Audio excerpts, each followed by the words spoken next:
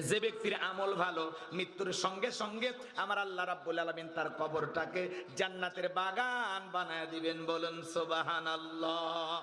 আর যে ব্যক্তির আমল খারাপ, আও হুফরাতুম মিন হুফারিন নার, তার কবরটা হবে জাহান্নামের আগুনের গর্ত। একবার যদি কারো কবর জাহান্নামের আগুনের গর্ত হয়ে যায়, তার কিন্তু বাঁচার কোনো উপায় নাই। আমার নবী এক জায়গায় বসা, জিবরাইল এসে বলেন, নবী গো, এই মুহূর্তে একটা আওয়াজ হইল, আপনি কি শুনতে পাইছেন? আপনার আমার নবী ডেকে বলে, হ্যাঁ আমি শুনতে পেয়েছি। জিবরাইল ডেকে বলে, নবী গো, আজ থেকে ৭০ বছর আগে আমার আল্লাহ রাব্বুল পাথর ছেড়ে দিয়েছে, এই মাত্র জাহান্নামের তলদেশ গিয়ে পাথরটা পৌঁছাইলো। চিন্তা করেন বাজান গো আমার, আল্লাহ না করুক, আল্লাহ না করুক, আপনার আমার গুনাহের কারণে একবার যদি আসমান জমিনের মালিক আল্লাহ বেজার হয়ে জাহান্নামের গর্তের মুখে ফেলে দেয়, আপনার আমার বাঁচার কিন্তু কোনো উপায় নাই। ওই জাহান্নাম বড় কঠিন জায়গা। ইন্নাহা সাআত মুস্তাকাররাও ওয়া মুকাম,